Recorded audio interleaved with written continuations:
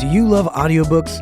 You can get a free 30-day trial membership to audible.com by visiting audibletrial.com/divebarrockstar. They have thousands of audiobook titles, as well as podcasts, guided wellness programs, theatrical performances, A-list comedy, and exclusive Audible originals you won't find anywhere else. Get your free trial membership at audibletrial.com/divebarrockstar.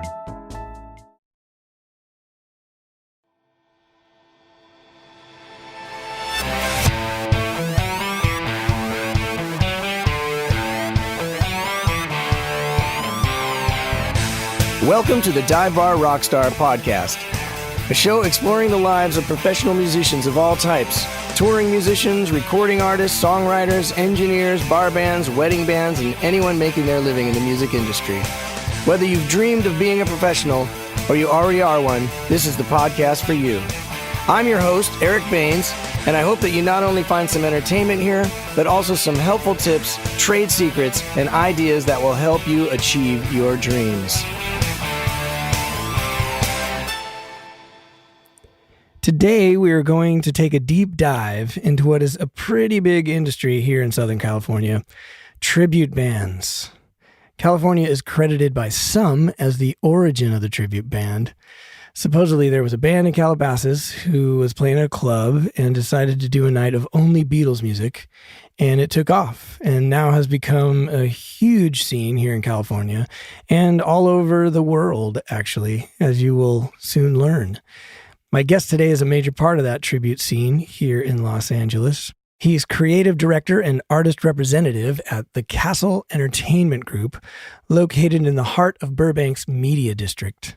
He is producing director at 3,000 Miles Off Broadway Productions, and he has worked in literally every capacity of the tribute field. For instance, he's percussionist currently for Deja Vu, a musical retrospective of Crosby, Stills, Nash & Young. And he's the performing manager of TLR Experience The Eagles music, which is where I met him because I used to sub quite frequently, either as Don Henley or Randy Meisner and Timothy B. Schmidt in the band. They debuted in the year 2000, and they've been going strong ever since. They were featured on Access TV's The World's Greatest Tribute Band show, and they've played all over the country and several other countries. A couple of them I went to, such as Canada, Asia, Mexico, Bermuda, the Philippines, Sri Lanka, Singapore, Malaysia, and all over Australia. So they have definitely accomplished a lot. If you think that tribute bands are for bars, then you're horribly wrong. And if you're interested in getting into a tribute band, this is going to be an extremely informative show for you, and hopefully entertaining. If I've done my job, who knows? And you should also look out for his new podcast, which will be coming out next year, early next year, called Tribute Talk, which I can't wait to hear myself. So please welcome and enjoy my conversation with Gary "Gig" Grantham. I met you subbing with your band, the Long Run Experience The Eagles. Is that still what it's called? Well, we've become TLR Experience The Eagles music, and I can go on. I'll take 20 minutes to talk about why that was, but it was a couple of reasons. First of all, one of the pet peeves I have about people starting tribute bands is they don't do the homework, and they don't find out either they don't find out who's using a given name, or they don't care. Right. And I understand how that happens. You know, guys, they have regular jobs. They're making a living doing something else. They say, hey, we love this music. We grew up with this music. It'll be recreational. We'll play on weekends, maybe get a few gigs. I know a couple of people at a club. I can get us some gigs. And they start playing and they get decent. Right. And they start developing an audience and they start getting better and better bookings. And then they're into it 2 or 3 years.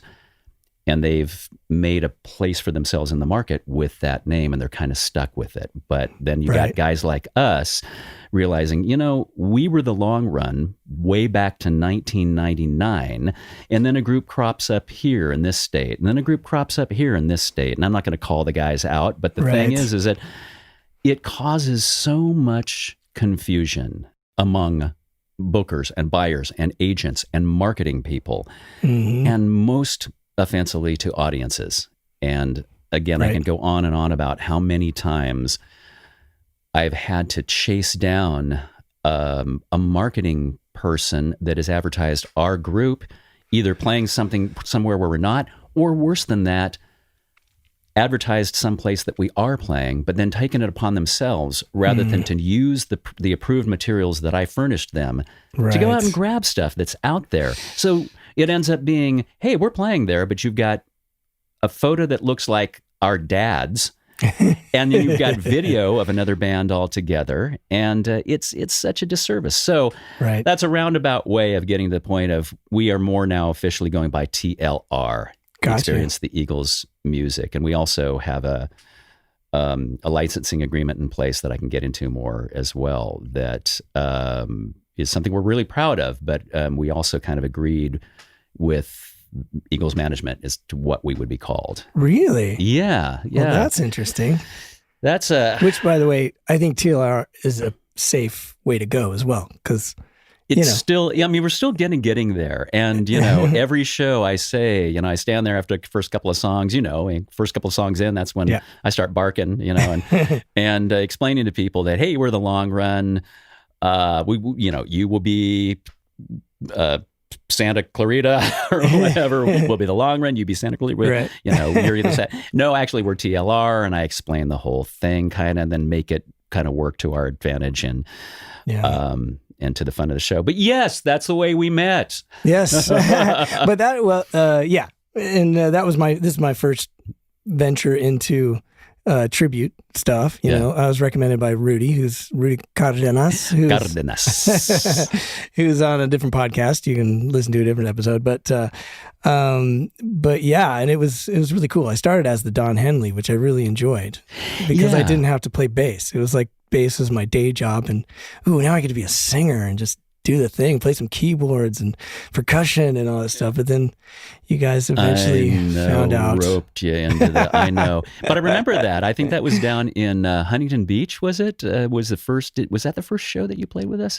Gosh, I don't know what it was. I don't even remember, honestly. No, I know. I played a bunch of shows. I know. And it was for a couple of years. You actually performed 3 roles in a way in our group, because you did the Henley stuff, the Henley vocals, which you did really well, and you were able to play keys and percussion and some. I think you put you behind the drum kit. I did drums as well. One time. Interesting story. But then also let's explore that story. But also as bass player, you kind of perform in an Eagles show. You perform the role of 2 iconic bass players. That's very true. That's true. Timothy B. Schmidt and Randy Meisner. And Randy, yeah. I think Randy came to one of our shows. Do you know that? No kidding. Yeah. I mean, this is incredible because that's kind of, it seems to me, and now I've worked with other tribute. I was in Bostix for a while, and I did a Stevie Nicks. It's like kind of once you're in, then the phone started ringing. Oh, you do tributes. Oh, well, okay, you want to do this one? You want to? Yeah. But it seems to me that having that sort of affirmation from the actual artists is the key to everything. To be sort of approved. Getting that stamp of approval. Yeah, and it's. So to say that you were working with management on your name seems like that's a huge thing. And it's something I like talking about and I want to talk about sometimes. And then I also know that contractually there's language I have to use. Like I can't, when promoters find out and they say, oh, okay, can we say, approved by or endorsed by? And I said, no, you can't say endorsed by. Right. In fact, if we could really avoid saying that altogether, it's more of a legal thing than it is something that we promote to the general public. So maybe you can say like tolerated by. Yeah. we called the Eagles and they were like, all right. Yeah. But what it does do, an interesting question, of course, that comes up sometimes among audience members for tribute shows, but also I think it's interesting for people that are either already doing them or people that are thinking about starting them. They wonder, what are the legalities surrounding making money playing somebody else's music? Right. I mean, as not only a singer and a songwriter, but also a producer, that if somebody's going to make money off of your copyrighted material, you expect to be paid for it. Right. Absolutely. Right. And that's, and that's what the performing arts organizations, the PROs are for, ASCAP, BMI, CSAC. And, so people often wonder, well, how are you guys legal, or are you just sort of flying under the radar? Right. And, we know that it's incumbent upon, legally, it's incumbent upon venues to have those rights management agreements in place with those PROs, right?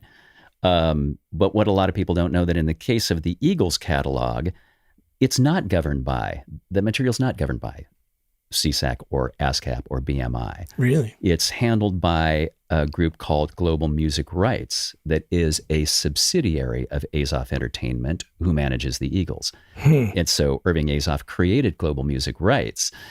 So what people get with TLR is,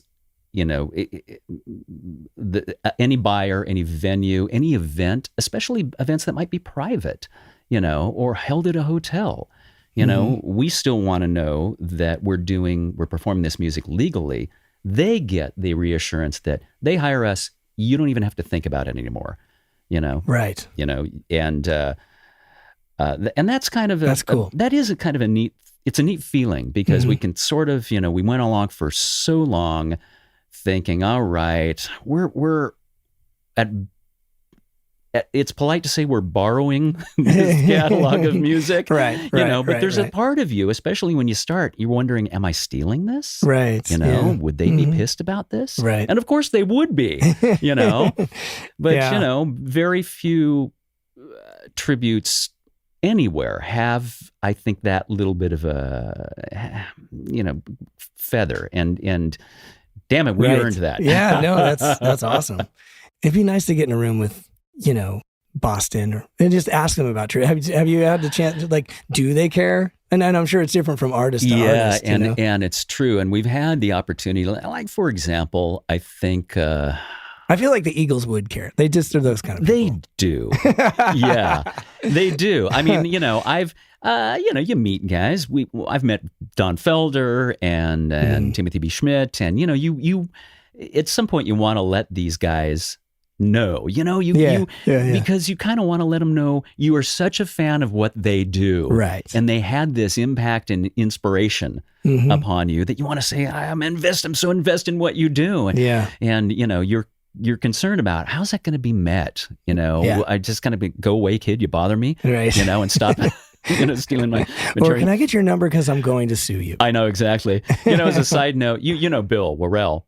Yeah. Well, Bill had guitar player. Yeah, absolutely. World-class guitar player and fantastic guy. And he has, on and off been with TLR for years. And he's still a guy we'll call upon from time to time to do the Don Felder role. Well, he got to know Felder better than any of us because, Bill went on to be the lead guitar player for America for a number of years and tour with them. And he would bump into Felder. Right. And then got to the point where Felder would just say, yeah, hey, stop being me, because he knew.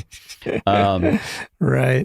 But I mentioned that Randy Meisner came to a show, and we had just returned from the second time we went on a tour to Southeast Asia. You went with us the first time. Yes. And we got to get into that. But we had just gotten back, and we had 2 shows at the El Portal here in the NoHo Arts District here in Los Angeles. And and Bill was playing with us.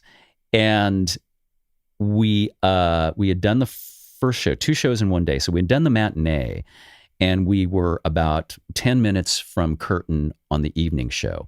And Bill comes down in the dressing room and says, hey, everybody, come over here. Hey, guys. He said, I don't want to freak anybody out, but Randy Meisner's here.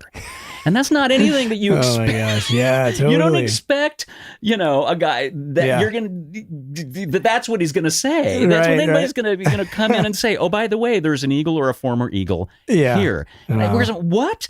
And he said, yeah, I just met him upstairs in the lobby.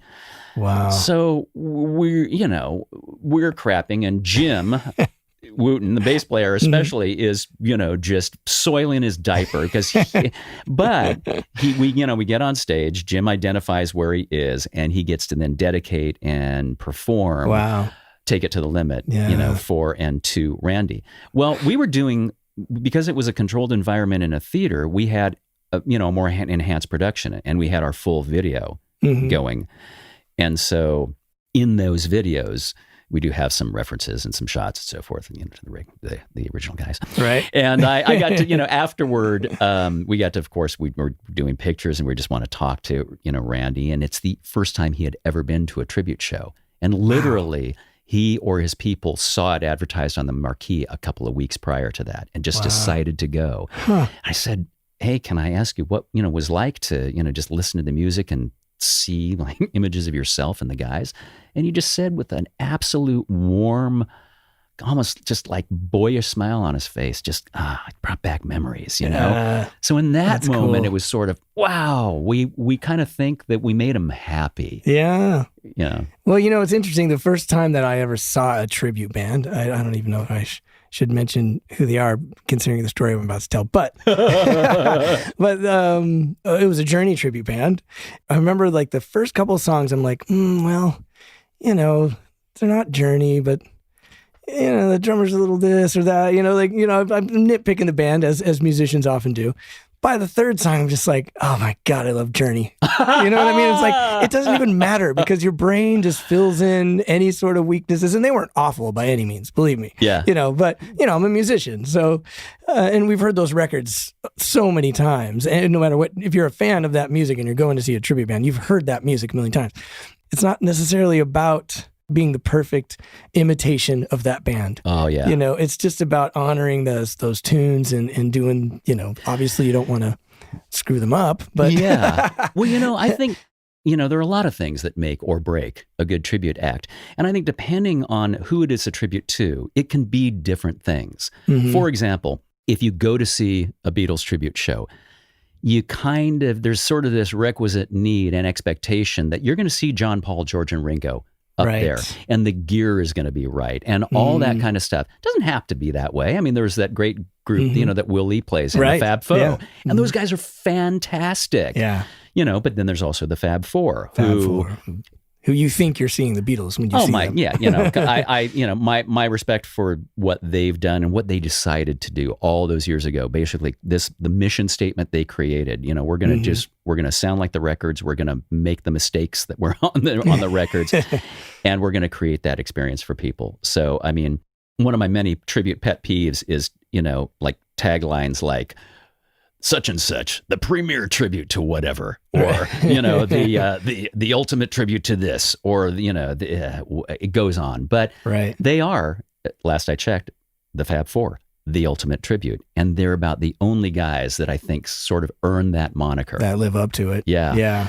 But I mean, back to the idea, the things that make or break a tribute, or make them successful from an audience point of view. I know for me, if I'm watching one of the things is just having that feeling that I know they're not Journey, or I know they're not the Eagles, or I know they're not Led Zeppelin, but they could have been.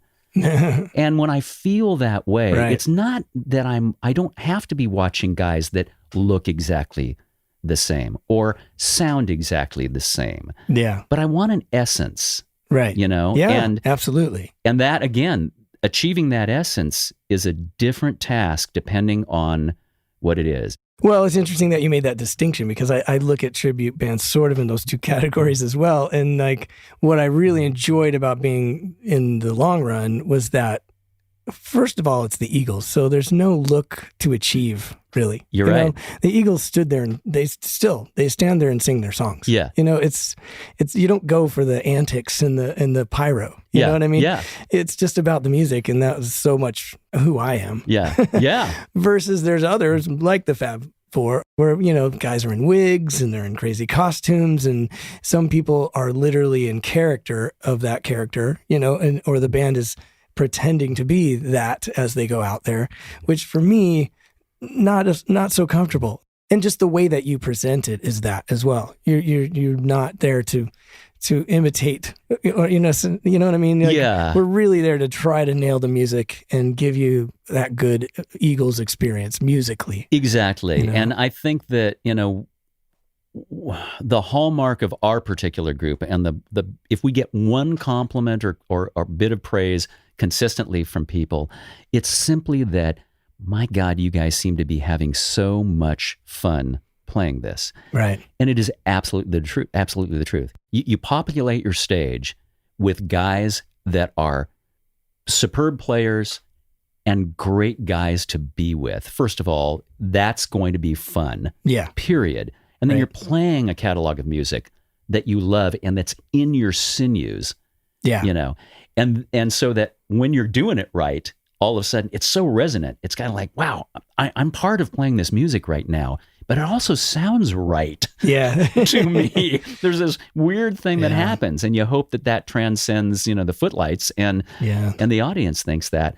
But I think that exactly as you say, when we start playing a song, we hope that we're playing it as faithfully as we are capable of doing. But then the rest of it is honestly kind of sharing the individual personalities of the people on stage. Right. Chris Sobkowicz, who does Joe basically in our band, Right.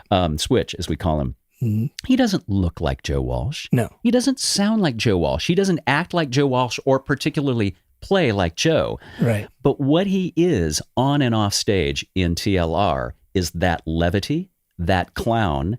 Mm-hmm. He has a buoyancy and an energy and a fun and sometimes an unpredictability about him. And we give him a little more latitude in that way too, just as the Eagles did Joe. So he fills that slot. Right. In my case, I'm the game show host. I'm the guy who stands in the middle and talks a little more than the other guys do and says, I'm kind of going to be your tour guide, Yeah. And that's what Glenn did, Yeah. So yeah. That was another thing that was a little intimidating at first, is like each person has their time where they have to I like talk. To say get they to, have yeah. to talk. It's both. We need those talk spots done, and you get to. Yeah, exactly. But it's great. It adds to the educational aspect. Like, I learned so much just from each person's little snippet. Because speaking of Eagles related people, and Switch, he tells a story about meeting Jack Tempchin. And, right. Lots of knowledge that I didn't know, and it just adds this whole other element to the show that also is not cheesy. You know what I mean? Yeah. It's cool. Yeah. You walk away with knowledge as well as that good feeling of, wow, that was great music. Yeah. And those spots are absolutely purposeful, because, if I'm a Nazi when it comes to tributes. I'm a Nazi about a show being a show. Right. That is like job one, as far as I'm concerned. I've said so many times that in the tribute industry, we're not in the music business. We are in show business. We are borrowing a catalog of music and framing a piece of entertainment around it. And that kind of separates the men from the boys for me in terms of what tributes really need to be, and the ones that are successful versus the ones that are not necessarily.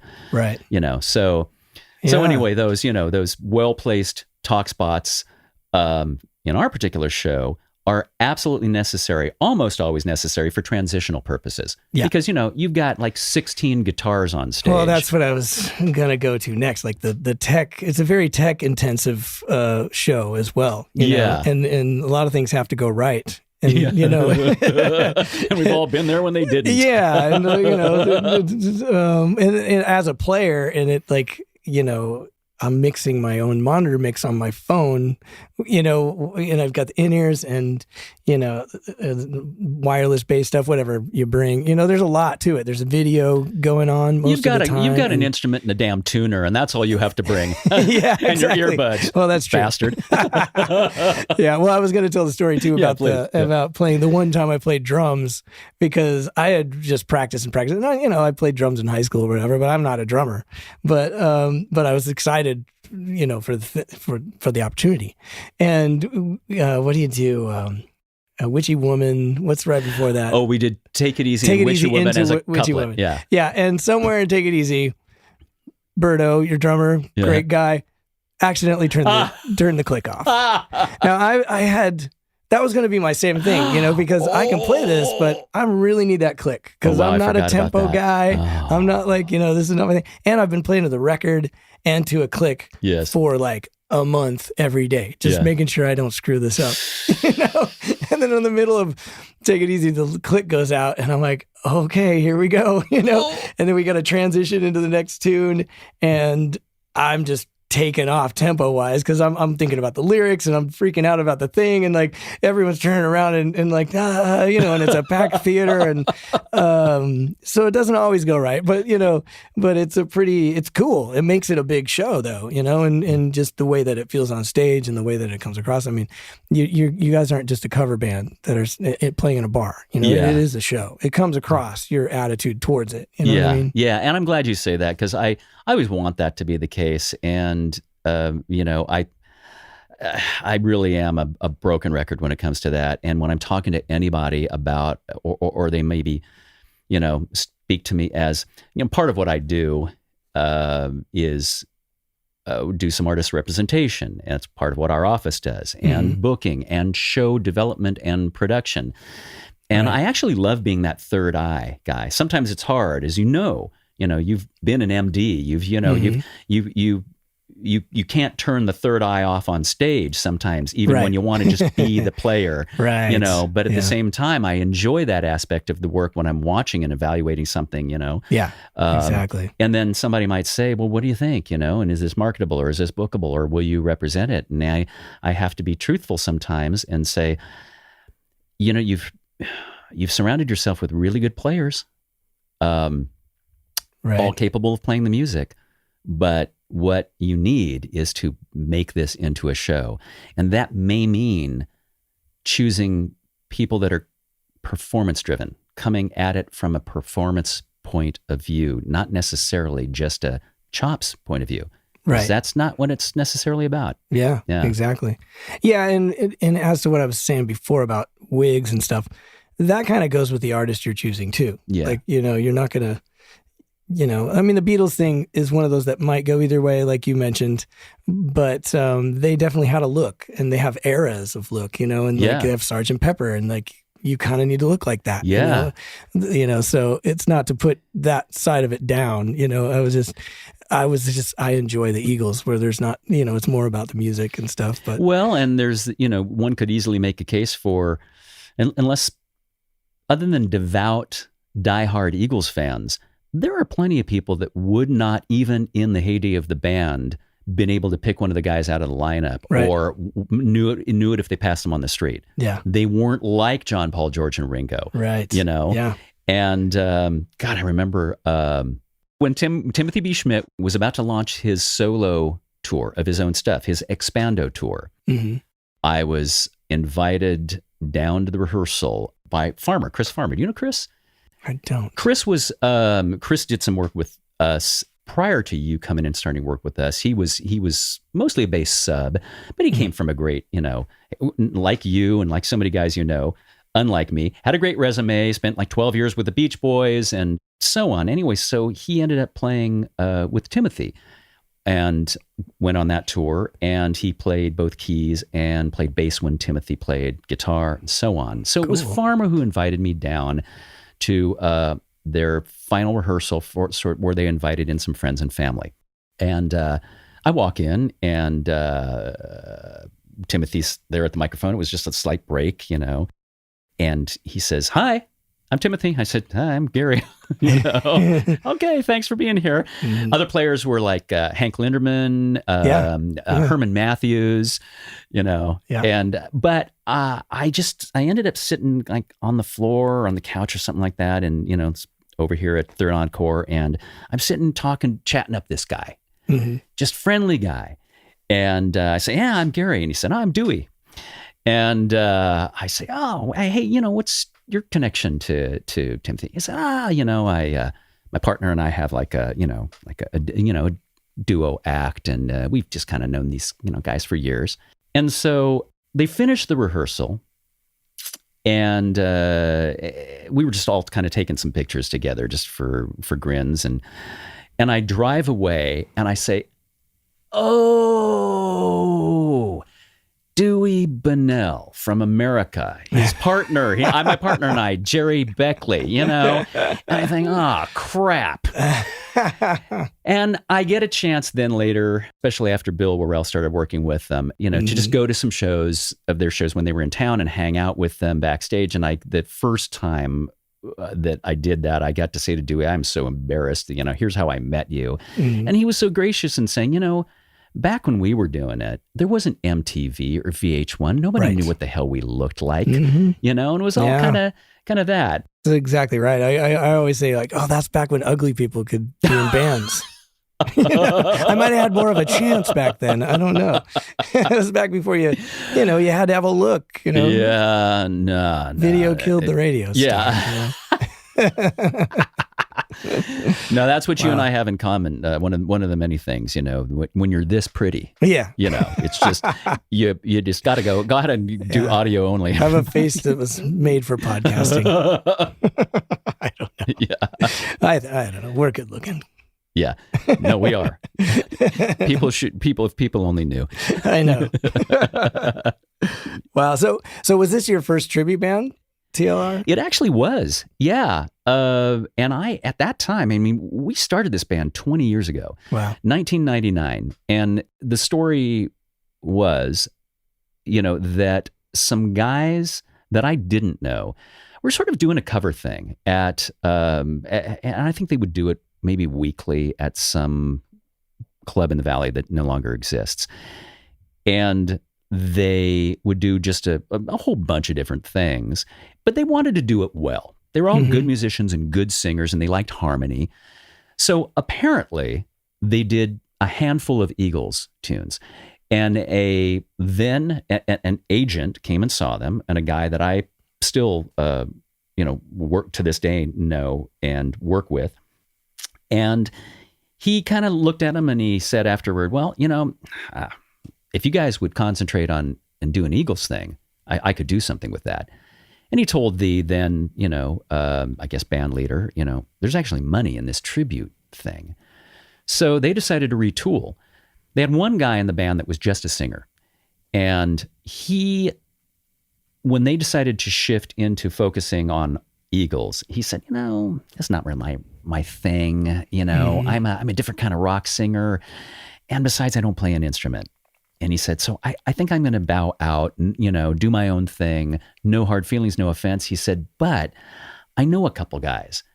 And I had an acoustic duo at the time with a guy that had been a bass player in an original band. And that was a really serious effort. And we had some radio play and stuff, but it was a big harmony band. So we kind of got reached out to, and we both met the band leader, and the three of us sang through some stuff. We thought, well, this feels pretty good. We got a good blend. And so on. But I thought, man, a cover band, and then they started talking about some of the numbers, some of the dollar figures that were within reach out there if you got good. Right. So we came together to talk about it, and we decided, okay, we're going to do this. And we brought the band together, all 6 guys, in maybe the second or third week of December of 1999, talked about the songs, decided what the initial rehearsal list would be, divvied up the vocal and the instrumental parts, and said, okay, everybody go away, get through the holidays. In like 3 weeks or so in January, we're going to come back and we're going to start rehearsing. For the first 3 months, we rehearsed 2 to 4 nights a week. We multi-track recorded every rehearsal. Wow. Just mic'd it up like it was a show. And we'd rehearse for 3 or 4 hours. Everybody but 2 or 3 of the guys would go home, and they would dissect and microscope everything that was done. Wow. Send out notes. We'd take them and we'd try to be better the next rehearsal. And then finally, after 3 months, we decided to do a gig. Nice. It's intense stuff. It There's is. a lot going on. And everyone's playing and singing. It's a, big band, lots of guitars. Yeah. Well, and that's one of the reasons that it was worth doing to all the people that were initially in it. It's like, well, if we're going to do this at all, why not choose something that is challenging and not everybody can do well? But more importantly, and this is one of the things that I always tell people, if you're going to choose to do a tribute and you want to do it on a high or professional level, choose a band. choose to emulate the music of a band that has a deep, wealthy catalog. Right. Where you can put together, at minimum, a 90-minute show that is packed with songs that people want to hear. Right. Otherwise, at best, you're going to be an opener. Which is another reason for artists to, feel flattered when they have... It's an accomplishment to have a tribute band to your band. I know. Well, it was funny. I mean, back to America when... I think it was before Bill was in the band, but Bill's dad has for many years been their sound engineer. Oh, and wow. so Bill already had been, I think, out on the road with them as a tech and so on. So we started an America tribute. Oh. And I guess Bill one time, I think Jerry Beckley said, hey, how he was with the Long Run at the time. He said, hey, how are things going with the Long Run?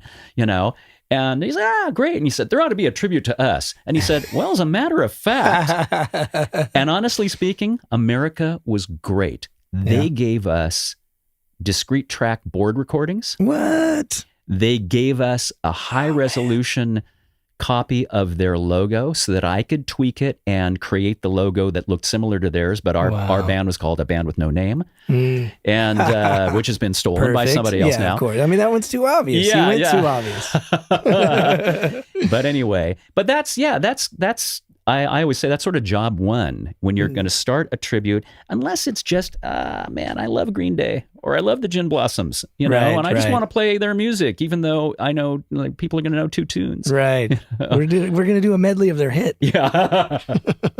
So how many guitars are on stage? Have you? I have counted. Yeah. And when it's in full force, I mean, there have been times when obviously the three guitar players have to have multiple guitars. Mm-hmm. We have 4 acoustic guitars on stage. Yeah. Wow. Well, I don't even mean just 4 acoustic guitars. I mean 4 acoustic guitar lines that may be interchanged with, different instruments. Gotcha. And then 3 electric guitar lines. So just among the 3 guitar players alone, there are seldom fewer than 12 guitars there. Now, sometimes we've added a banjo, a mandolin, a pedal steel. Right. And then as a bass player, you're going to have your primary acts, but you might have a 5-string and a 4-string, or you may just have a backup. Right. So there's another couple. So yeah, it often really is 14, 16 guitars. That's a lot to carry around, man. Yeah. Oh my gosh. Yeah. Those are a lot of setup. Long sound checks. I know. It is very, very true, man. But especially for the bass player, I have one cable. I know. Well, except I think that the sound check actually, once we're starting to check, right, and especially when we've got our own engineer, it goes pretty fast, right? Yeah, that's for sure. And with as you said earlier, complete control, independent personal control over your in-ear mix. Yeah, which is great because then it's saved. And the next time I pull it up, as long as nothing's changed, it's you just tweak it a little and everything's great. Yeah, I mean it's pretty great. And you have to be on in-ears for a gig like that anyways, just because of the singing. That's the whole thing. Absolutely. And more and more tribute bands have gone to complete in-ear systems. Front of house engineers love it because oh my god, the stage volume is just really so heavily. Monitor engineers don't necessarily love it because for bands like us and a growing number of bands, we're just all self-contained. We fly that rig everywhere we go. And it's a and sometimes that's to Sri Lanka and the Philippines. Exactly. Or Australia, where we didn't get to go. Oh man. I know. But that rig didn't go so well in Sri Lanka. Oh my God. That was the date, right? We had to bail. We had to run it through an actual monitor guy's board and yes. The wonderful engineer, Melinda is his name. Yeah. Gotcha. And we didn't take our own engineer the next time. We actually, he really was great, and he saved our asses on that show. Yeah. And that was so damn stressful, man. Yeah. Oh my God. Yeah, because it was down to the wire. Rock and roll, man. Yeah, I know. But I remember this. You got this cherry little featured spot because you were tasked with singing the song that that was required by the promoter. Yeah. And they said this the next year too. Everybody in Sri Lanka and everywhere in Southeast Asia, they're going to want to hear the Glenn Frey solo tune, The One You Love. Right. And I don't know if I've ever played a slower song in a rock and roll band. I think it was like, what was it, the sax intro about this tempo? Yeah. But we start that. They gave us a different sax player in every town. Uh-huh. And as soon as that intro started, it just, people erupted. Yeah. It's like they sat politely through like Life in the Fast Lane, Already Gone, Take It Easy, Hotel California. But when that came on. Yeah. Yeah. And it seemed like they wanted mostly ballads. Like they loved all the slow stuff. Because we also did New Kid in Town, I think. Yes. But Glenn Frey had also just died probably 6 months before that or something. Yeah, that's true. Which was something else I wanted to talk to you about. Like, how did that affect, two questions really. How did that affect bookings and things like that? And does it feel a little more important almost what you're doing? Because now you're carrying on the legacy of a guy who you'll never see him do it again. You know what I mean? Yes. And it absolutely, first of all, yes to both parts of that question or both those questions. Initially, the phone started ringing and agents said, okay, everybody wants you now.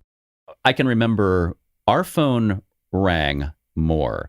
David Brighton's phone, David Brighton, who does David Bowie. Right. You know, you want Bowie, you go to David. Right. He's the game in town. Yes. There are, 6 other Eagles tributes just, in California you could throw a rock at and hit one probably. So, our phone calls were probably divided a little bit more, but it definitely upped the bookings. And then as far as the sense of significance, I remember playing on the anniversary of Glenn's death. I think it was the 4-year anniversary. And I remember taking a moment, of course, to acknowledge that. And, again, back to being a show, you choose the way you acknowledge that so that it's significant and it brings the room together and creates a more communal feeling and that people are reminded. And, we did say that, it's never lost on us that the reason we have this job is because back in 1970, a couple of guys, Don and Glenn, were part of Linda Ronstadt's backing band. And they got on so well and said, we should do our own thing. Glenn started the band and Don has never acknowledged anything other than, it was Glenn's band. It was his idea. And boy, when he died, we probably all remember that Henley said more than once, I don't know that you're going to see the Eagles anymore because I can't really conceive an Eagles without Glenn Frey. Right. And then they made this great choice that's working for them now, bringing Deacon Frey in, who was 24 at the time when it happened? Yeah. And then Vince Gill. Yeah. Perfect. I know. Beautiful. But boy, it is taking 2 guys to fill Glenn's shoes.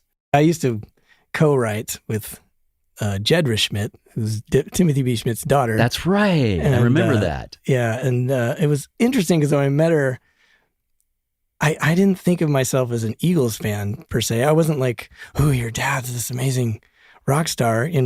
I was just kind of like, oh, so your dad's a rock star. That's cool. He's like, yeah. And it was over time of just kind of, just being around it. And I'm like, oh, yeah, that song. And oh, yeah, that song. And then, oh, yeah, that song. And eventually I'm like, no, I guess I am an Eagles fan. Like when you break down at just the music and the, I know, man. And that is the same thing actually that happened with me when we started the band and began to rehearse. I didn't even realize how much that music had seeped into my being.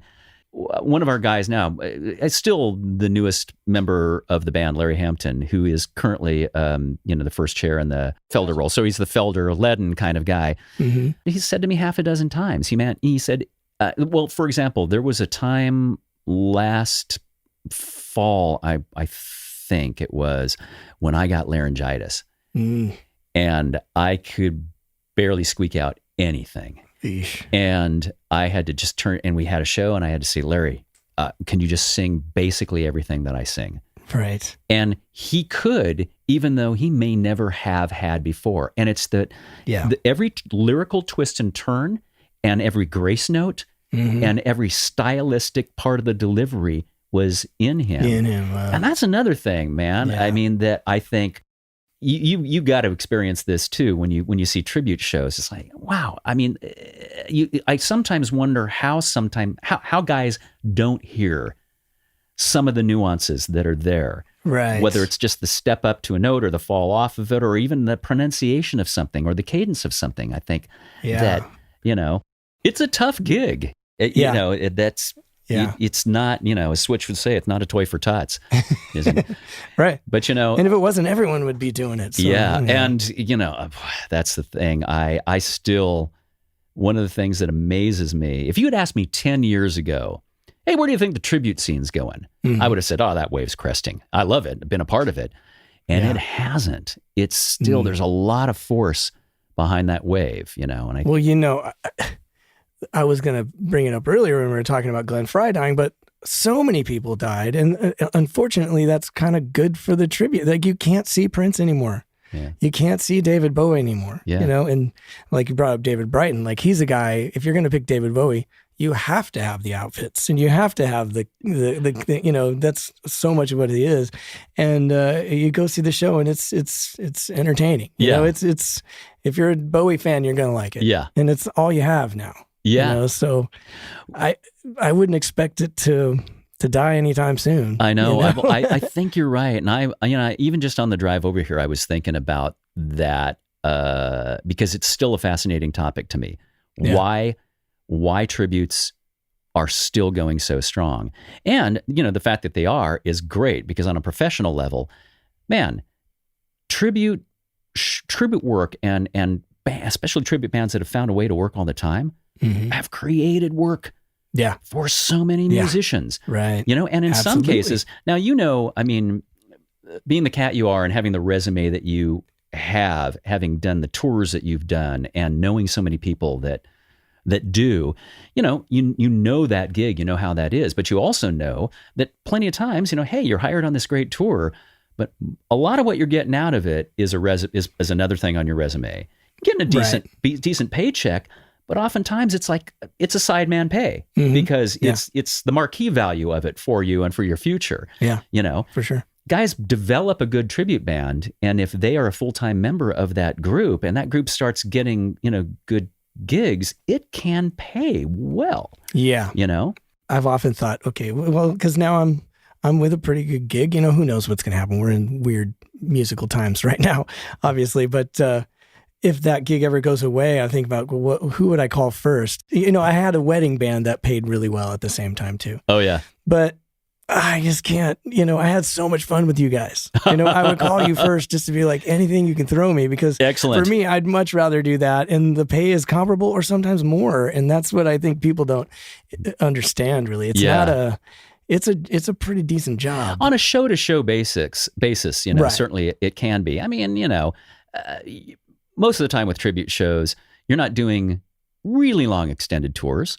You might go out for a couple weeks at a time, you know, but usually it's not set up in such a way. I shouldn't say that. Sometimes it is, sometimes it's a little bus and truck. Sometimes, you might do that and you might get some per diem and so on, but and it's kind of seasonal as well. I think summer is probably the biggest. Summer is big, but I think that the working tribute bands have found a way to work all year round, between indoor theater shows, indoor venue shows, the outdoor summer festivals and open air shows, cruise ships, Oh, interesting. It's there can be definitely money all year round. Oh, that's now. Cool. Yeah. So there are a lot of us out of work right now, waiting to get back to playing shows and touring. And I know I've had to do whatever I can do to take my mind off the situation from time to time. And one of the ways to pass the time is to catch up on some books you've missed. But if you're like me and you don't love to read, there's another way you can consume.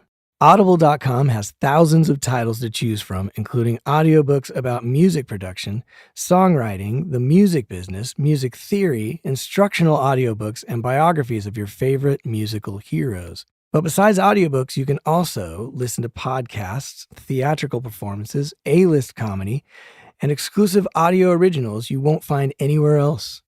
Right now, you can get a free 30-day trial if you visit audibletrial.com audibletrial.com/divebarrockstar. That's audibletrial.com/divebarrockstar. And you can catch up on your audio reading. I'd like to take a second to thank you for listening to the Dive Bar Rockstar podcast. As a new podcast, getting the word out is a vital part of what it takes to keep the show on the road. Or off the road, as the current case may be. If you would like to support the podcast, all you got to do is subscribe wherever you listen. And if you have an extra minute or two, please leave a review. You can also share and follow the podcast on your social media apps. Okay, enough begging. I hope you're having fun. And once again, thank you for listening.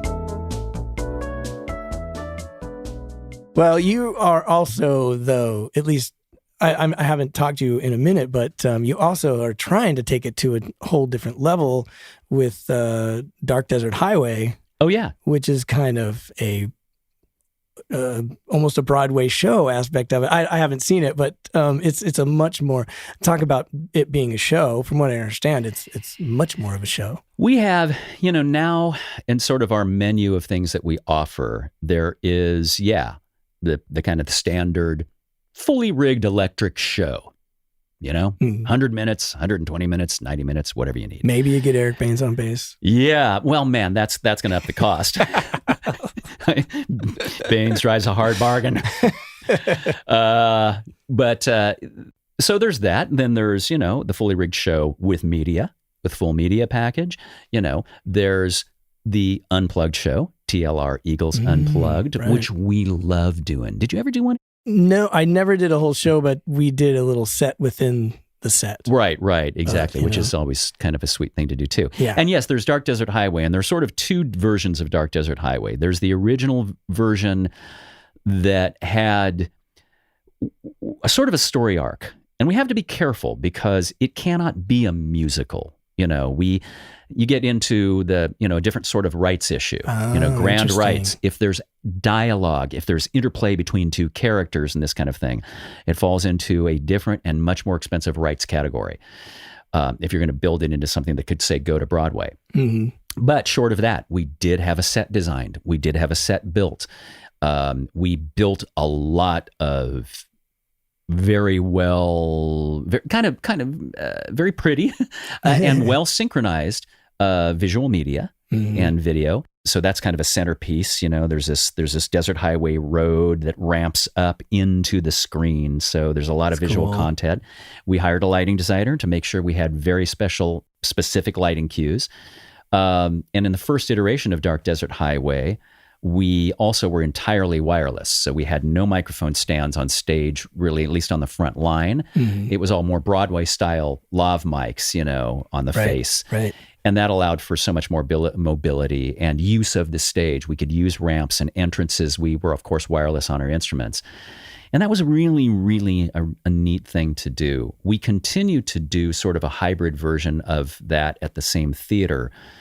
We're scheduled to do it in October of this year, but who knows? But it is, that theater said, do whatever you want to do, but it seems like mostly the audience just wants you guys to hear you guys play the music, and they want to look at the pretty set, right. So there's kind of both of those things. But that being said, I would love to get together my buddy Larry Poindexter, whom I've known since I was 13 years old, and is he's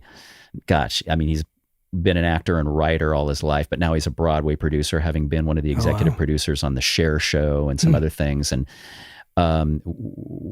he was the one that we hired back when we developed DDH, Dark Desert Highway, to be director. I wanted somebody whose sensibilities I knew that could be firm with me and everybody else and tell guys that were, I came from an acting background, so a lot of stuff when it comes to working on stage is sort of 101 to me, but I have to be reminded that not everybody does when they're a musician. It's kind of like you have to tell guys, hey, find your light. Right. Or stop fidgeting, absolutely. Quit drawing attention to yourself when there shouldn't be attention on you. And I needed somebody else to be that third eye to do that. So he and I have talked. He said, man, we both said we'd love to revisit that. And then really, as you say, try to do more with it. Mm-hmm. Develop it into a really nice piece of theater. Yeah. Before somebody beats us to it. Right. I mean, it seems the natural next step of the tribute thing is just to make a bigger thing out of it. Yeah. I think you're my first tribute jackass well, interview? for sure. Oh. Well, no. I mean, Rudy was here. I've been here every time. And hey, you mentioned the Long Run, that he had performed shows with the Long Run, of which you were a part too. Yeah, I loved hearing that. But what I was going to say, I think you're my first native Californian. For some reason, you're going to be my 14th episode, and you're the first native Californian. So, but I think that's also what LA is like. Everyone's from somewhere else. But and that's true. I'm from this town. I loved what Rudy was saying in his episode that. And I think it seemed like you agreed, which was they talk about, New York, if you can make it there, you can make it anywhere. But he said, if you can make it in LA as a performer and as a musician, then you can make it anywhere. I think there's a lot of truth to that. I mean, I think it's absolutely the same, if not harder. Exactly. I also loved in that episode you talking about how when you went to the Mad Tea Party audition and, you beat out 55 bass players and that kind of thing. But I thought about that. I thought, okay, not to diminish that accomplishment, but you take those 55 guys, and there are probably 5 that are real competition. Because, look, I mean, Disney as a company draws great people, but when I talk about that, it's that opportunity is going to favor the prepared. Yes. And and you even talked about how I kind of figured this audition thing out. I learned how to audition. I'm going to be prepared. I'm going to be on time. I'm going to be versatile. I'm going to be a good guy. And I think that that's so critical, especially in a town like this, and even in the tribute business, it's like, I think more so in the tribute business because, especially with a guy like you say, you're super particular. Like we're talking tiny details. And I thought I was, and I worked really, really hard, to make that music happen. Yeah. And it's like, even then there's just, I would need to be the guy in the band for a good year to just get it in you. Yeah. You know what I mean? It's hard to remember on any given show if you're only doing it once a month or once every 2 months, like, oh yeah, that line, because it's intense music. But, it is.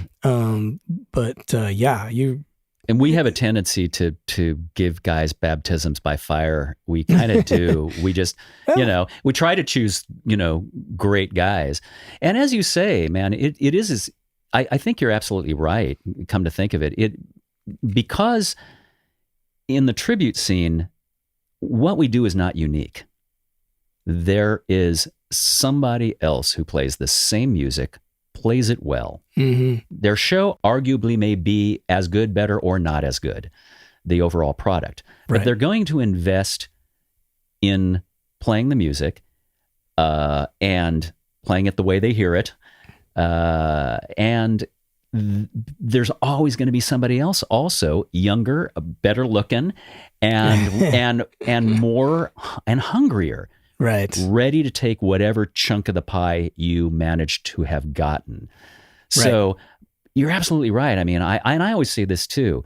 You've got to be on stage. Your product has to be at least as good as, if not better than anybody else's. But beyond that, man, you've got to be great guys to work with. Mm-hmm. You got to sweat the right shit as you are developing that business relationship with a potential client or any client. And then you've got to be good guys to have in the room. Yeah. And I think about that. And I thought about that when you were talking about auditioning and beating out those other people. I thought, Eric Baines is a guy who walks in the room, he knows how to play his instrument. He's comfortable in the environment. He's got a smile on his face. He's there bringing good stuff to the room. And as our buddy Larry Hampton in TLR says, hey, in addition to everything else, you got to be able to play well. You got to be able to sing well. You got to, be aware of the way you look, but you also got to be a good hang. Yeah. Yeah. Right. And that comes up often, but, having said that though, I appreciate all that, but that's literally the only gig I've ever gotten from an audition. Oh, well, yeah, that's right. I mean, I did audition for you sort of in your office, but, wasn't didn't the, speaking of Rudy sort of recommending you, wasn't it sort of something like he came in and, he had been recommended to us and he was busy with so many things, be it Disney and the corporate shows and everything that he does and lights and a myriad of things. And didn't he say, but I know a cat that would be really perfect for this? And then it's like, I think the way he told the story is that you were like, yeah, and can you play drums? And in his head, he's like, no, but I know a guy who can. Oh, well, can you play keyboards? No, but I know this guy who can do that. And, can you sing all these songs? And, and it's just like everything that you kept in, like, oh man, Eric's really, because I do sort of do all those things, where he's got some keyboard skills, but, other than that, he's just a singer. Oh, I know. And a fantastic one. And, that is a testament also he is a testament to one of the things that you were saying earlier when we were talking, and that is that you don't necessarily, when you see a tribute show, you don't always want to see a carbon copy. Right. You don't always want to see a look-alike, sound-alike, and you definitely don't want to see a caricature or a cartoon. I don't. Right. But Rudy is a guy that he would sometimes, he was probably in the litany of guys who have done Henley in TLR. He might have been, in some ways, further from that sort of Henley type than a lot of other guys are.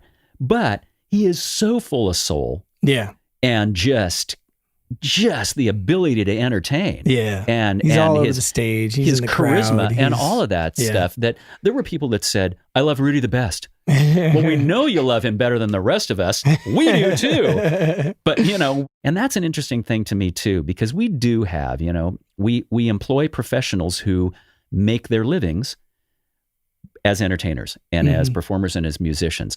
So it's by and large, guys are going to have multiple gigs and they're going to get called off to do this or that. So you have to have a roster. Yeah. You have to have a bench and a roster and guys that come in and out. And so we've had a lot of that. Yeah. We do have a lot of that. Which is pretty impressive for that kind of a thing because it's so specific. Is there a thing where, okay, I know all of Journey's music, so I'm subbing for all of the Journey bands, or is it so competitive that people don't really do that? You've got sort of a roster of people that only play with... What a great question. Yes. Because it seems super competitive. Yeah, and that is absolutely true. We are not, in fact, I was talking to a girl I know tonight, earlier today, great singer, and we were talking about the fact that, our next show coming up next weekend, we're going to be under a liability because our Henley guy, who we do have play keys and we do have sit behind the drum kit, broke a bone in his right hand. So he can't play congas. He can't do some of the things that guy does, as you well know, in our show. So we're thinking, what are we going to do? And we think, well, we might bring in a stunt guy that we've used before who actually subs in the Joe Walsh role, but we've sometimes had him be the keyboard guy, percussion guy. So I was talking to this woman I know, said, hey, a guy I play with, he plays guitar and keys, and he's a sub with another Eagles show. And there is that kind of like, but there's another aspect to it as well. And it goes back to how you hear the music. When you're talking about an album like Hotel California, just as one example, or any of the other Eagles albums, there's so much layer in there. For example, there aren't the 3 guitar parts, there are 8. Yeah. So when you are a tribute band, trying to replicate lush, really layered recordings, you have that task ahead of you when you're starting. Right. What do we pick out and emphasize? Right. What do 3 guitar players do to flesh out an 8 guitar arrangement? Right. So how do we weave in and out of that to create the most authentic representation we're capable of? Right.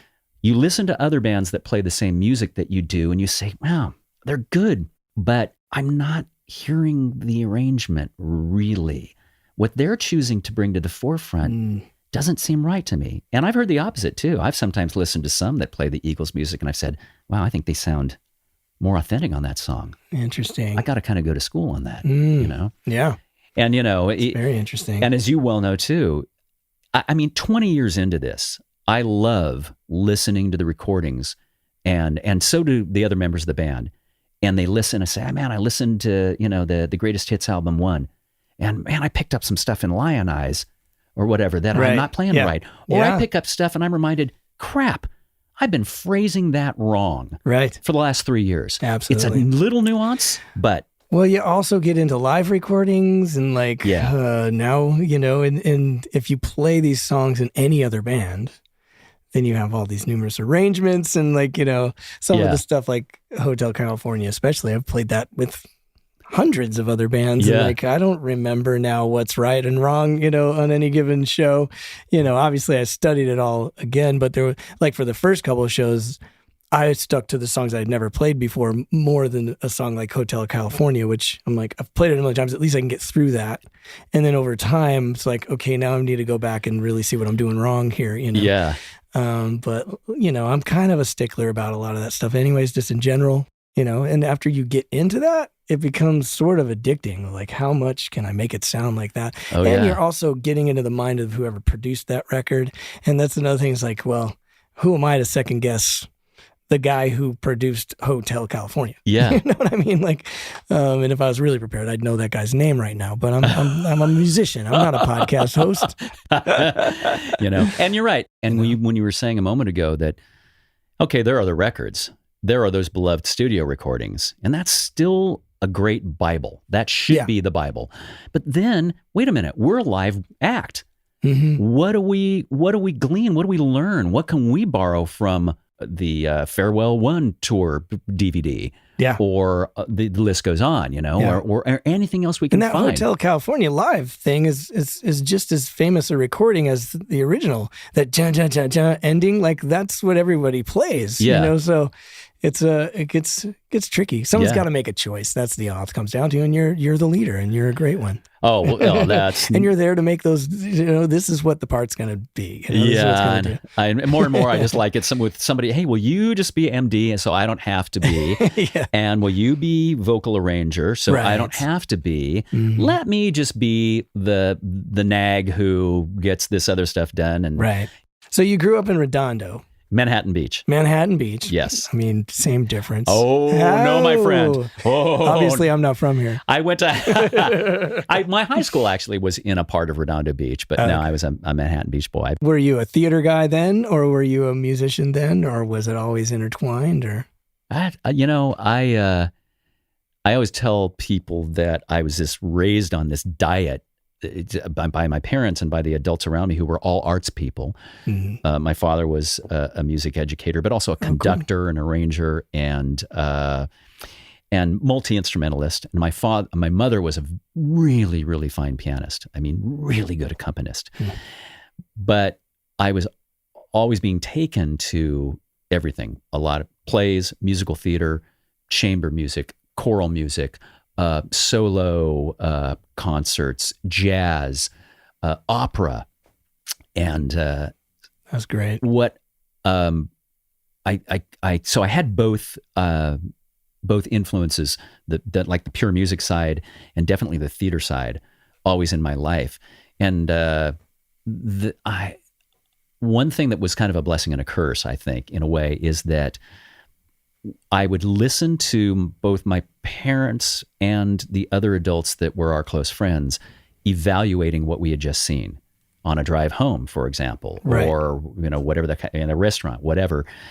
And that is what taught me sort of the standards, and that sort of the blessing of it in a way. I love that, and at the same time, I think I grew up with standards that I have always been chasing and have never been able to meet. It's kind of like I have this governor, we all have it. It's the critic, it's the critic. And then it becomes the imposter syndrome a little bit. It's kind of like, hey, if people aren't already finding out, if they don't already know that I suck, then they're going to find it out at some point, or that I don't know what I'm talking about.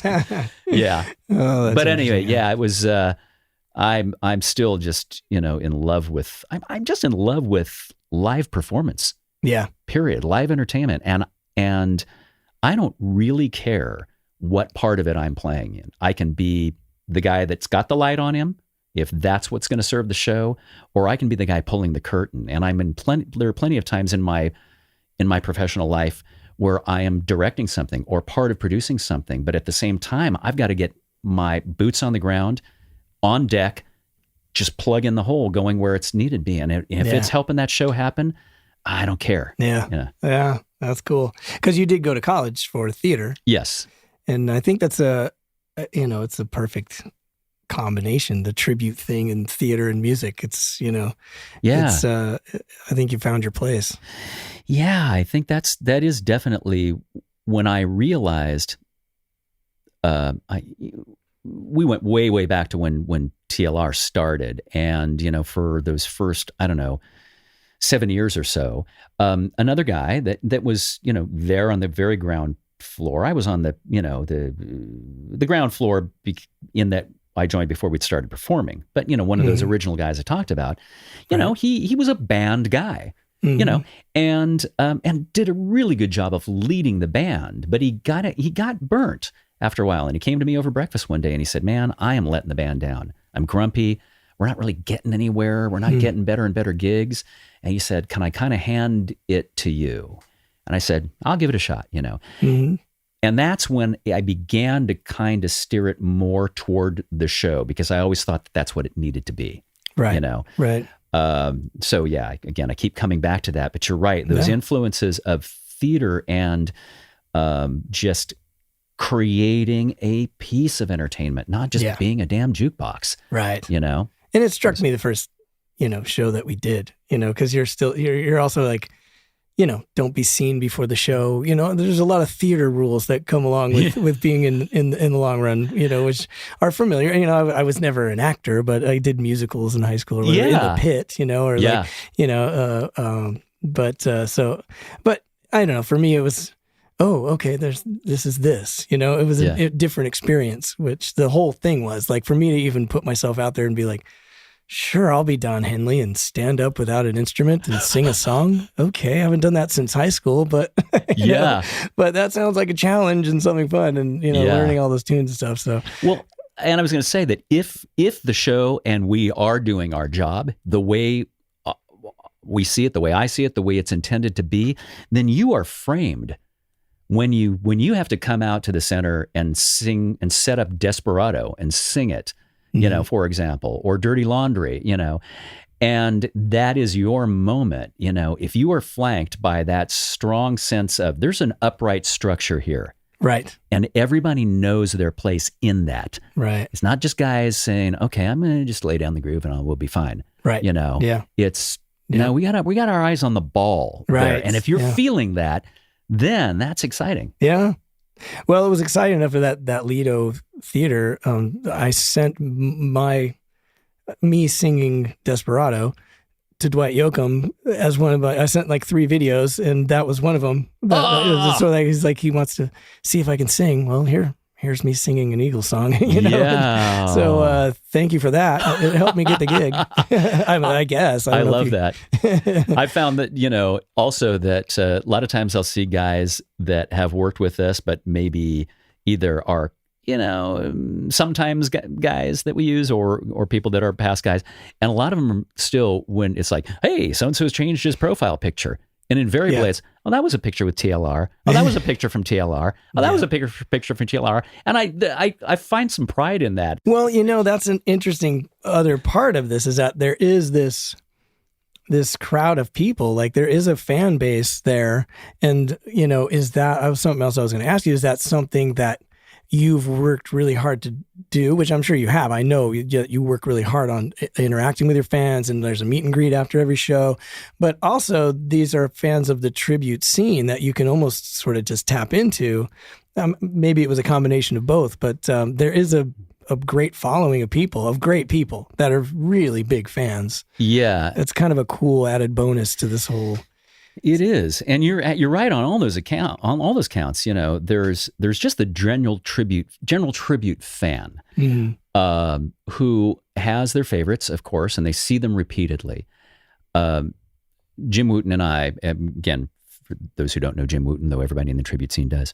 He's a bass player, singer. Yeah. Also does Led Zeppelin. Yes, exactly. And Deja Vu. Yes. Which is my new obsession. Yeah, is it? Really? Good. So Let's cool. talk about that. But he's in 7 or 8 tribute bands and right now. probably the nicest human being I've ever met in my life. Yeah, he's got you fooled. No, he is a hell of a guy. He is a hell of a guy. We've had this discussion, he and I, many times.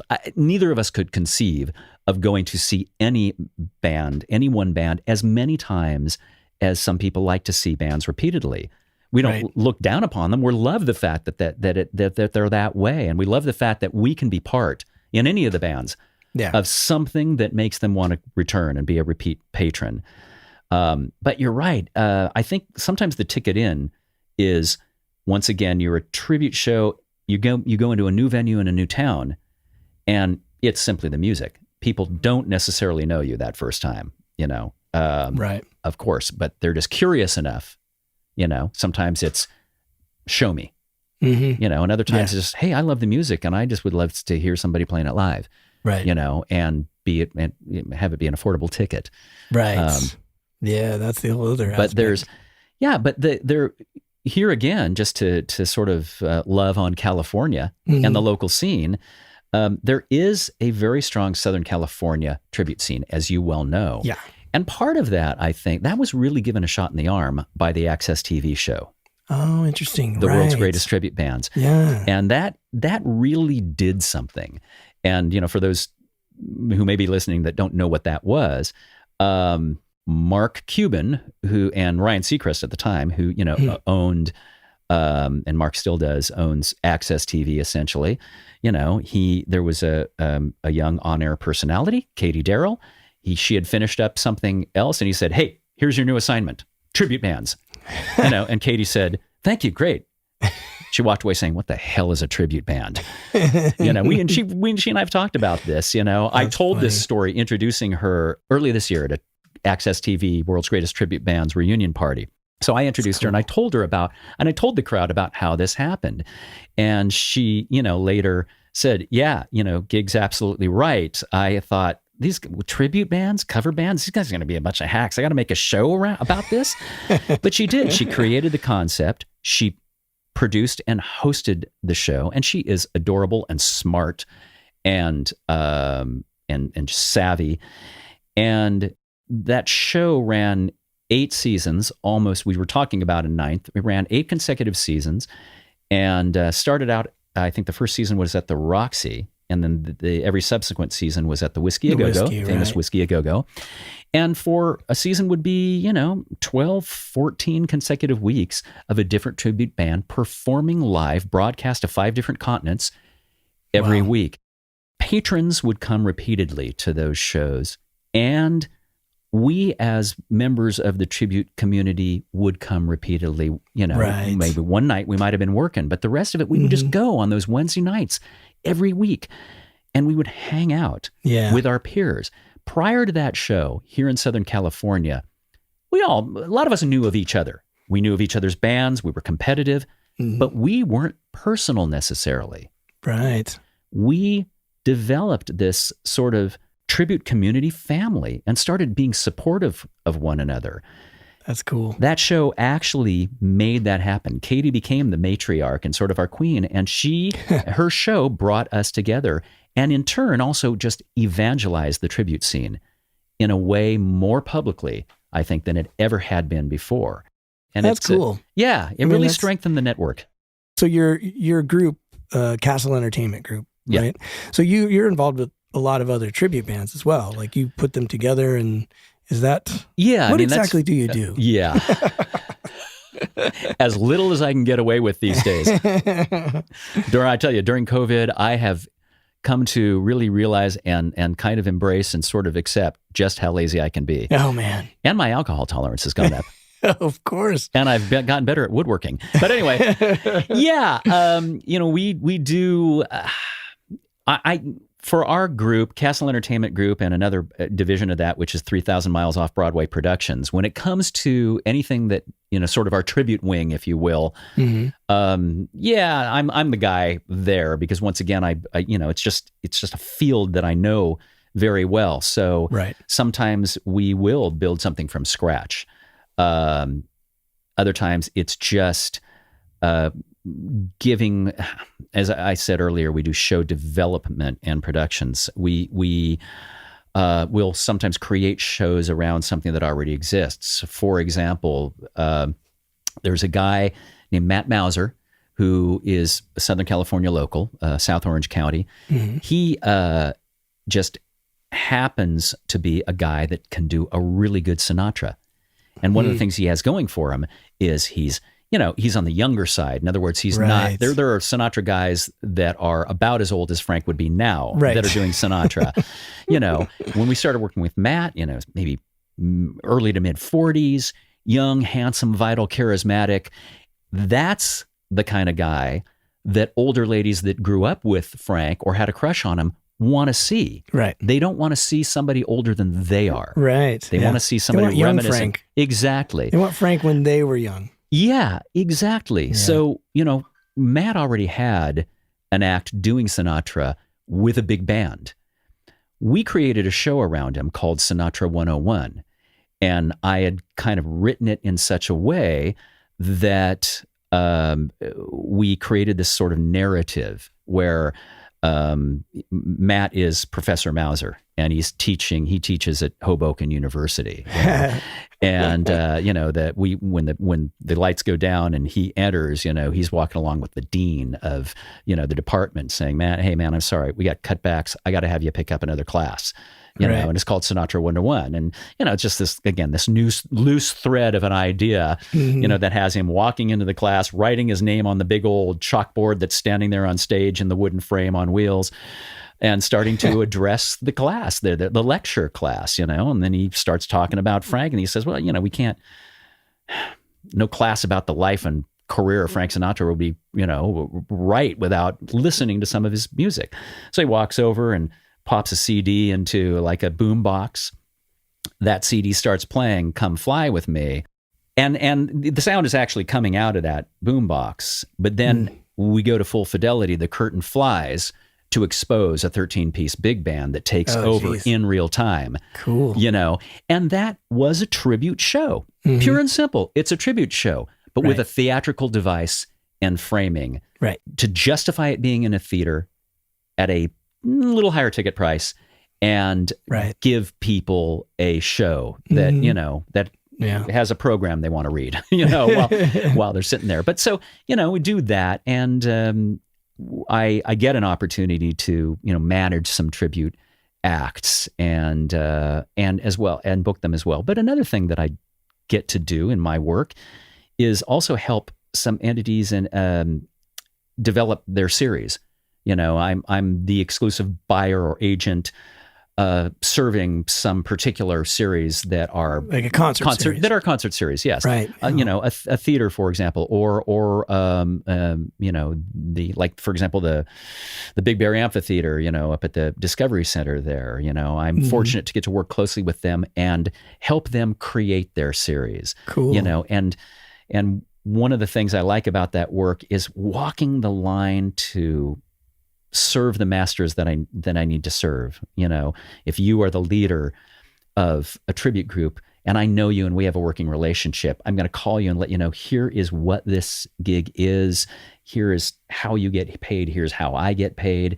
And yet I also am trying to serve the interest of the auspice, that has a budget and so on. Yeah. And I really like trying to do the best I can to exercise that necessary integrity.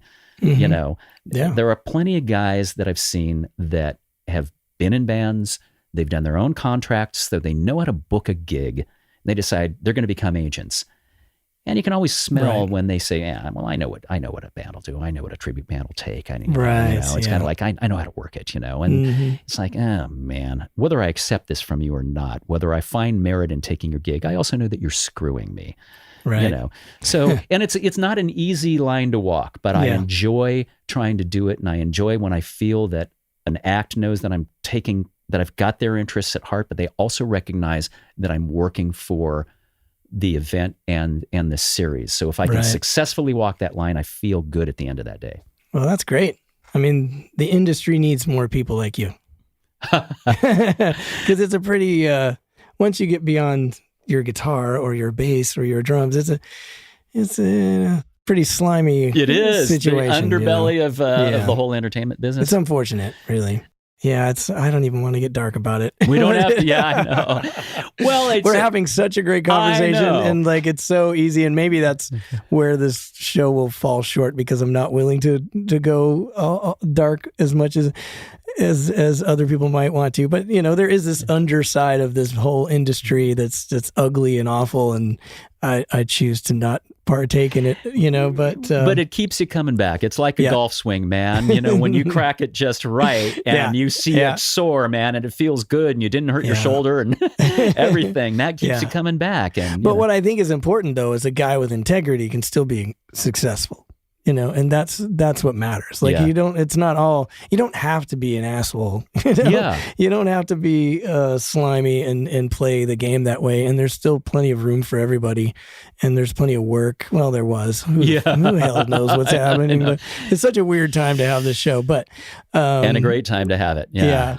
You said you had a gig next weekend, and it's a drive-in gig. And is there hope for that? Could that save us from this COVID lockdown situation? Because just to go a little dark. Okay, yeah, sure. What's frustrating to me about the politics of this whole thing, and Gavin Newsom, it just is so easily shrugs off millions of people's jobs when he's like, oh, there won't be live music until 2021. And I'm like, well, you can't even think of a way. Maybe, could we come up with some rules? Could we maybe entertain the idea, for him to just throw it away and for me to be like, unemployment's stopping here soon, like just to feel just left out in the, and I want everybody to be safe. I want, I wear a mask everywhere. I follow the rules, but to just have this notion of like, oh, of course we're not going to have live music. It's almost like we're not allowed to enjoy ourselves. Everyone's supposed to suffer. Right now we're very serious. Right now there's no entertainment. Like, you know what I'm saying? Like it just doesn't feel right that we're just being blown off, and so you have these drive-in theater shows that maybe there's hope. How about, hey, Gavin Newsom, how about that? Can we do that? Could we figure out a way to expand that? Can maybe you have some sort of public fund to support that a little bit? Or, you know what I mean? Like we need jobs. We want to work. We're not lazy people. Anyway, that's my rant. That was your... Okay, respond. The floor is yours. Well, first of all, yes, we have a drive-in show. It's not at an old drive-in theater, but the concept is exactly the same. Mm-hmm. This one happens to be in the parking lot of the Oxnard Performing Arts Center up in Oxnard, California, Ventura County. They will, the sort of bullet points of it are, a stage, a semi-permanent stage has been erected. It's about 5 feet off the ground. And I know where they actually brought this stage from. And it used to be like 1.5 feet on the ground, above the ground. So they've raised it, which is better, obviously, for visibility, but it's also better for a sense of separation. Right. Performers' faces not in the faces of the patrons. Mm-hmm. They will allow, I think, a maximum of 100 cars in. You buy a ticket that is a ticket for your car. And you can put as many people as your car will hold in there. If I understand, which is safe. Yeah. You got to quarantine, but if you can put 10 people in your car, you're good. Yeah, that's right. That's funny. Oh, I'm starting to want whiskey. Anyway, I'm just having a good time. Don't egg me on. Don't make me go dark. It'll go there. Anyway, wow. Sorry. Dark bar, rock star. Yeah. Anyway, so I think the concept is pretty much the same at many of these burgeoning drive-up concert events. You will get a space to put your car, and then you will have a space next to it where you can actually set out some lawn chairs and sit, and you can just hang out. You can hang out in your car or hang out outside your car. And then the next space over will be another car. So there's a way of separating people with cars as the partition. Right. Beyond that, I really don't know. What I've been hearing is that, as most places seem to be, although there are these protocols that are supposed to be in place, it's also kind of the Wild West. People get out there and rules aren't necessarily being followed. That's not going to help the cause. No. But in terms of whether or not there's promise and hope, yeah, everybody's trying to come up with solutions. The first show that TLR did back after a 4 months of being off. And by the way, when we found out all this was happening, we were on the island of Bermuda. Oh, man. We were there to close a festival, an annual festival, and do 2 shows. And on a Friday and on a Saturday. We found out Friday as we were about to load in that the shows were not going to happen. Ugh. So we ended up having just a fully paid 4-day vacation, basically, in Bermuda, in idyllic weather and gorgeous water. And we had nothing to do but sit around and eat and drink. We returned, and that's basically when everything started shutting down. In hindsight, it's like, well, I hope if nothing else we've learned, we realize, hey, if we could just get like the world to hunker down and shut up for like just 30 days and do nothing, then maybe we wouldn't be in this place. But after 4 months, the first opportunity we had to come back was at Paula Casino in the Temecula area here in California. And they did it right. They, first of all, they have a beautiful outdoor stage, 5 or 6 feet off the ground, open air situation that'll accommodate 2,500 people, but they limited it to 500 or 600. Yeah. They sold them very nominally priced ticket, like $10 or something. The stage is 75 feet wide, 60 feet deep. They enforced, they took temperatures at the door. They set up groups of chairs that were all distance. 2 chairs here, 3 chairs there, 4 chairs there, 6 chairs there, depending on what the size of your party. And the only other rule was you can have your mask off when you're there at your seating pod, but if you step away, put your mask on. Right. And they had people there to enforce that in as polite a way as they possibly could. Right. So we had this look of absolute, we're normally pretty smiley guys on stage. We're genuinely happy and we're having a good time. I think the smiles were double wide that night because not only did it feel great to be back and it all kind of fell together, but we felt like we were participating in part of the solution. Right. Yeah. Now we're in this area where there's a lot of scramble, for solutions. And I see it. We participated in it to varying degrees, trying to be a part of the solution. But we also watch as, wow, we can't dismantle this, guys. We're trying to make progress here and resuscitate live entertainment. Right. Let's not screw this up. Yeah, exactly. Yeah. Yeah. So we are seeing more and more drive-up shows. And of course, we're seeing a lot more live streams as well. But the live streams thus far are not being done all that well. No. Most of them blow. Yeah. And and then the whole logistics. How do you make money doing it too, Because that's the other interesting thing maybe that's, I don't know. I think the situation, so how much money can you make off a drive-in show? So that means all this sort of mid-level bands, it's going to be great for. They can gig, but Beyonce's not going to be able to make enough money at a drive-in, to put on a show. Yeah. So it's a solution for a portion of it, yes, for sure. And it's a lot of mutual back scratching and giving and taking because we know that budgets are just lower across the board everywhere. Yeah. Partly because it's just people experimenting. You get 100 tickets and that's it. Right. And unless you're charging an arm and a leg, these are like $39, $59 a car. Right. I think they're gradually inching up, but there's not a lot of gate potential.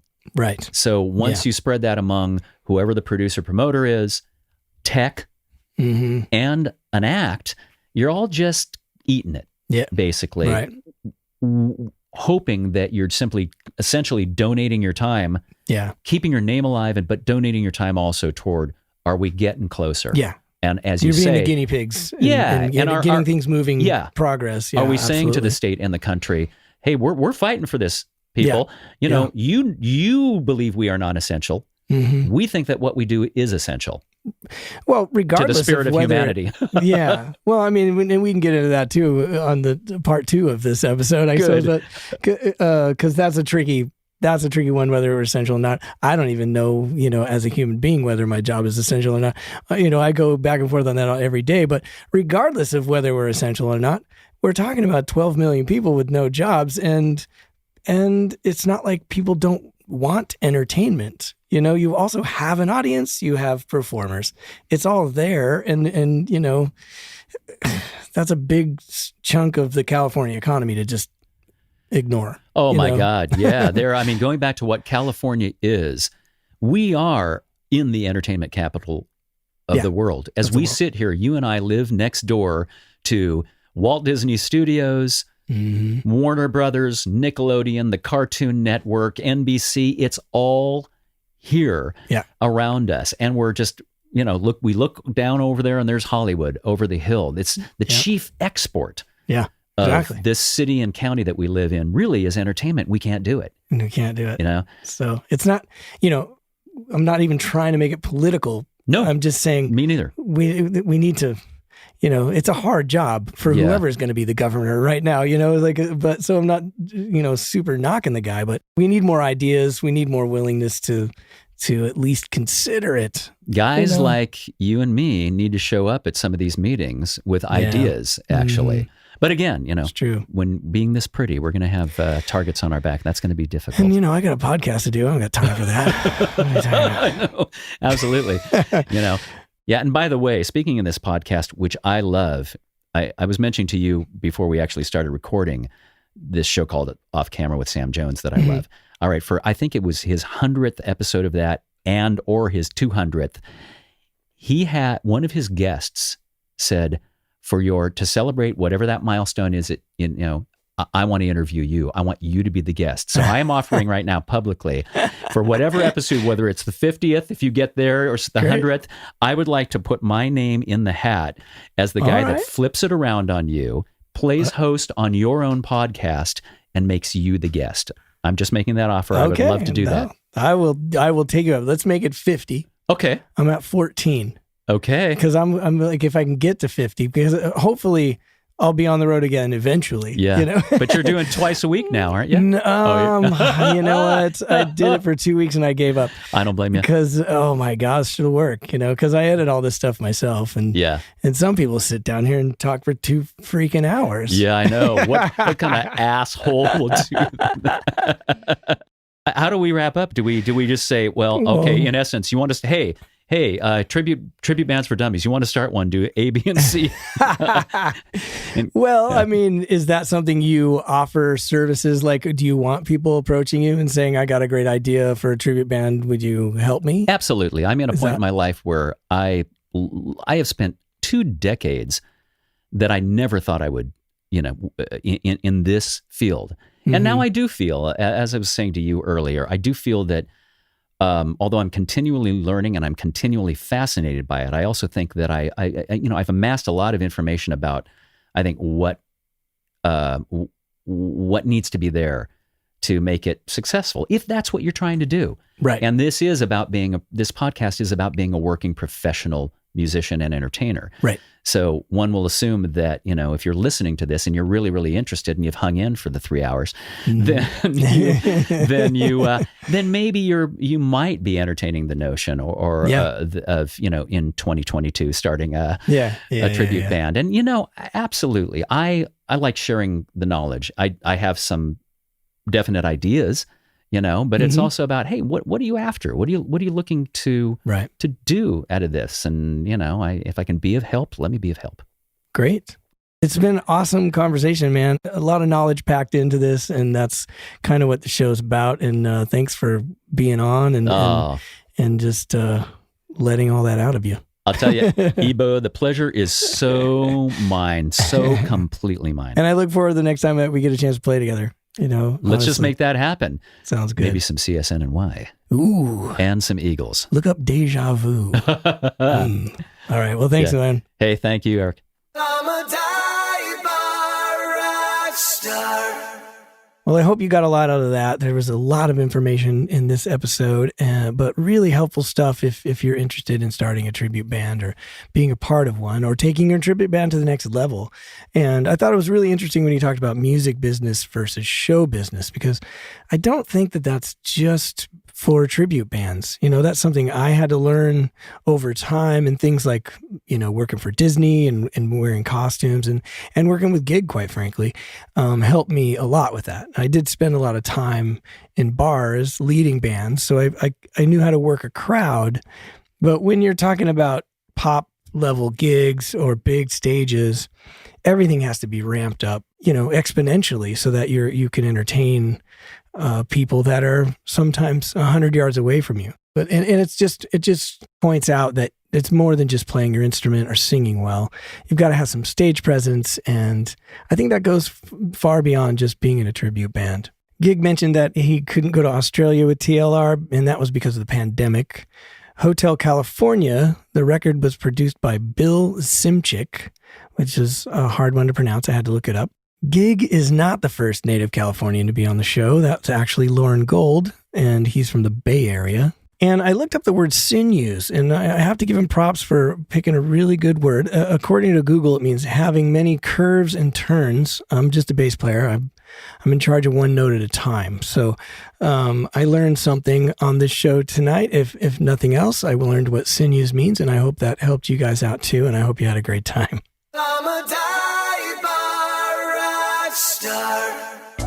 Wow, you've made it to the end. I'm hoping it's because you completely enjoyed yourself and are now filled with knowledge and inspiration to move forward with your dreams. If that is the case and you would like to stay informed of new episodes, live events, and general news, please go to divebarrockstar.com and sign up for the mailing list. If you have any questions, comments, corrections, or complaints about anything you hear on the show, please email me at fanmail@divebarrockstar.com, and you may even end up on the show. We at the Dive Bar Rockstar podcast, with all of our hearts, thank you for listening, and remember, it's all about dreams.